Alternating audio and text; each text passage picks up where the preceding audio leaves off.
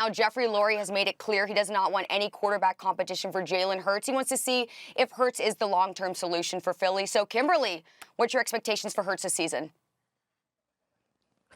You know, it is great. If I'm Jalen Hurts, I feel really good that the front office at least has said, this is the guy. Let's do what we can to make him thrive in this system, because that's not rocket science. That's what we should be doing for all of our players, especially quarterbacks, right? You want to put them in advantageous situations. So this is not like something huge, but it does not happen often in the NFL. Now, if I'm Jalen Hurts, I'm also sort of like, okay, Carson Wentz was the guy not that long ago. He got paid. So every opportunity I go out there, I got to show out, because the Eagles have shown, I don't know, a lot of the moves they made last year, like none of it made sense. Like the extension for Carson, all of it together. Extending Carson, drafting Hurts, like all of it is sort of like, okay, what's the plan? Like, okay, they want to bench Carson. No, they don't. We're going to wait week to week. We're going to put Jalen in. So as an organization, if I'm Jalen, I'm sort of like, okay, each week, I just got to be the best me. Like, I got to go out there and play the roster. Like I said, I think Dallas has the best roster right now. Eagles, I think they have the worst. They got to add some pieces.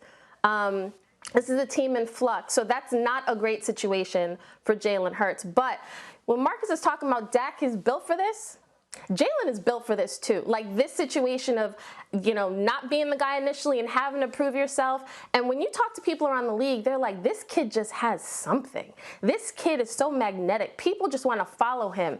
So even though this roster may not be where the Eagles need it to be, best believe Jalen is the kind of quarterback that can rally the guys and say, you know what?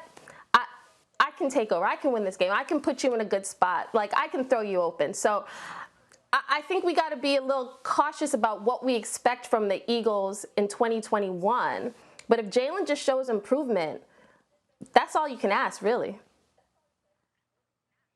That's a fact. And you're right. When I look at that roster, that is the big energy, Kimberly. Make it make sense. There's a lack of a plan. And I'm glad that the Eagles aren't looking to repeat history that got them in all that trouble last year, where they had no plan for their backup quarterback that actually saved the day based on how things shook up with Carson Wentz. It amounted in a pretty untenable relationship between, quarterback and coach that got both of them out of town.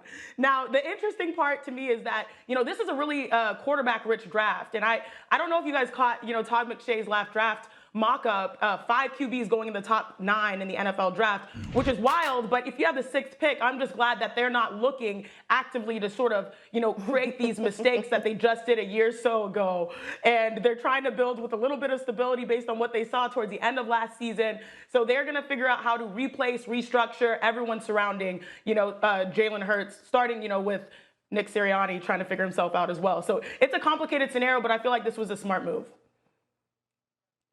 Smart move. Both of the points you made, both of y'all, the points you made was great. Look, it's an open endorsement for a young quarterback that's really the only guy you have on your roster right now.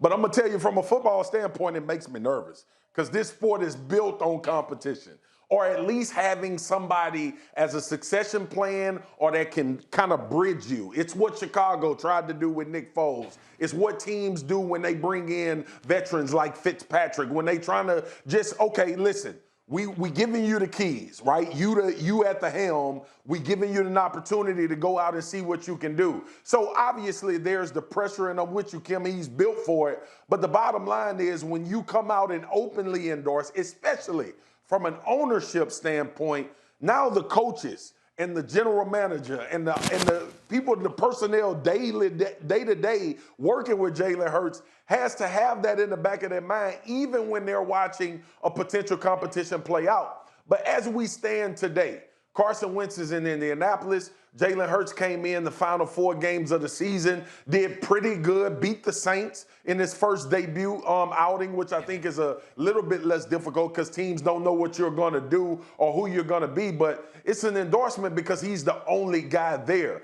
But I expect for them to at least make a move in order to not only solidify that room, but to create some type of competition in camp going forward to make sure Jalen is ready to do what they need him to do at that spot. Thank Thanks for watching ESPN on YouTube. For live streaming, sports, and premium content, subscribe to ESPN+.